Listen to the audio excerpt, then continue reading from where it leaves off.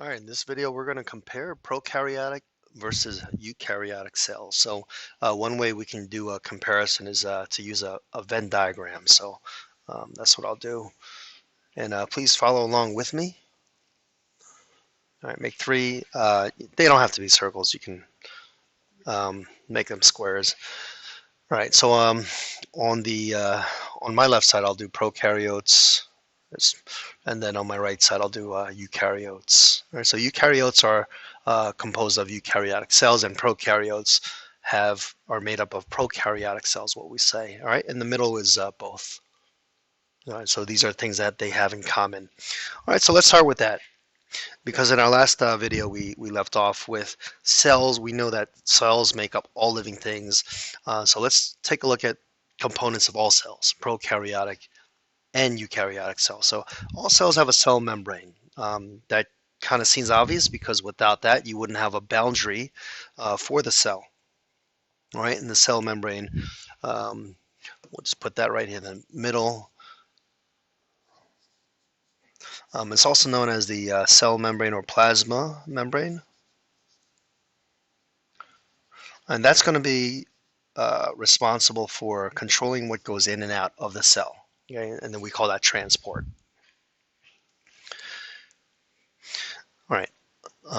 You also need to have an inside of the cell. Again, this kind of seems obvious, but the fluid, most of the fluid, as well as all the stuff floating around in there, if it has any stuff in there, that's known as a cytoplasm. Technically, the nucleus is not included, but generally we say things that are inside the cell is part of the cytoplasm. Right? So without that, you wouldn't really have much of a cell. Right, and the last two components of a cell are related to proteins. So all living things need to make proteins. They make up such a large part of cells, and as far as what they do as well, the DNA has information to make proteins. So we want to include that. I'll do this. I'll just keep this in the neutral color here. DNA, or genetic information. All cells have that. And you can say all cells have proteins too, but we're talking, those are more classified as molecules, where right now we're just looking at more of the structure. Okay, so we're going to compare the structure of prokaryotic versus eukaryotic cells. All right, and the last one, DNA has information to make proteins. Well, those proteins have to be made somewhere, so that structure is known as ribosomes. Okay, there are two types of ribosomes, at least in eukaryotic cells, but all cells have ribosomes. So you can have attached ribosomes, then they're going to be attached onto an organelle called the ER, and they'll make proteins that end up leaving the cell. We'll find out later the the job is to package those proteins to send them out. The other type of ribosomes are the free or unattached ribosomes, and those make proteins that remain in the cell. But in any case, ribosomes make proteins. That's what you should know first and foremost. Okay, so all cells have ribosomes. All right, let's go on to the differences. Let's pick a different color if I can. Let's go blue here. Prokaryotes are much, much smaller. So they're like 10 to 100 times smaller than eukaryotic cells. And that just depends on what kind of cell the eukaryotic cell is. But that's probably the most apparent difference between these two types of cells. All right, the next one is eukaryotes are made up of eukaryotic cells. They have what's called membrane bound organelles. All right, and membrane bound organelles are organelles that are bound by a membrane. What that means is just they have a covering around them. And prokaryotes have no membrane bound organelles.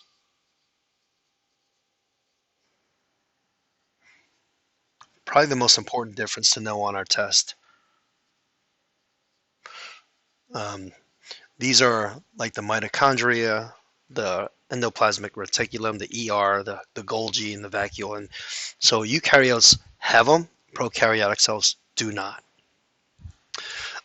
This is probably the most important one that you want to mention if you're asked to compare. All right, the second most important one probably to remember is where this DNA is located, because they both have DNA, but where it's located is different. So in eukaryotic cells, the DNA is in the nucleus. Right, that's also a membrane-bound region. And because prokaryotes don't have anything membrane-bound, their DNA is directly in the cytoplasm. Um,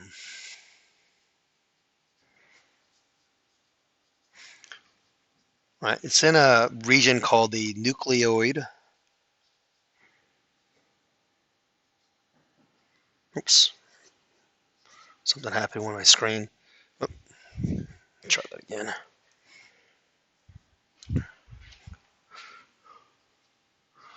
Nucleoid region. Okay. And finally, we'll just include the only the only prokaryotic cells you're going to see on our test are bacteria. Everything else, all other living things that don't have bacteria in their name, this is everything else. These are like your plants, your animals, your fungi, everything else is going to be made up of eukaryotic cells that have a nucleus, that have organelles, and that are larger and such. Okay, so let me just show you some of these. So the Venn diagram is in your Prezi on slide number 24. So you want to get very familiar with this Venn diagram. All right, unicellular, multicellular, they are on your Venn diagram, but just be careful using them because students automatically think prokaryotes are unicellular, which they are, all right, and eukaryotes are multicellular, which they're not all multicellular.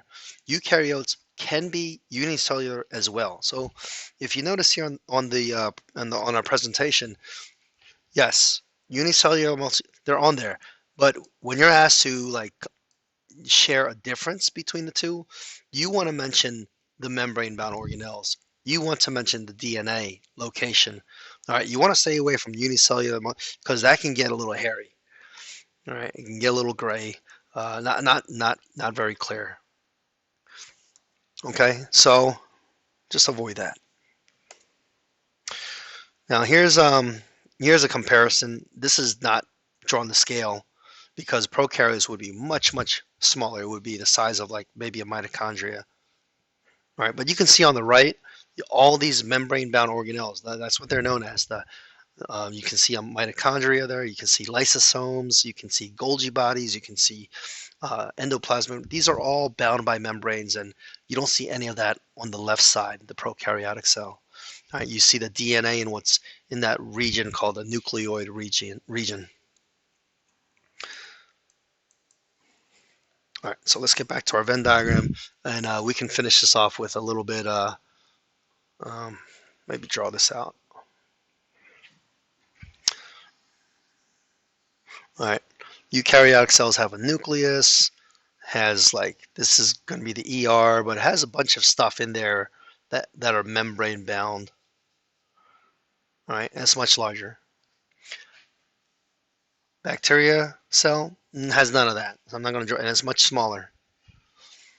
Okay, the DNA is in the nucleus for eukaryotic cell, and the DNA is directly in the cytoplasm in this region called the nucleoid region. All right, so I encourage you to get a blank sheet of paper and see how much of this you can recall. All right, this is going to be super important because no doubt you're going to get questions asking you to compare eukaryotes and prokaryotes.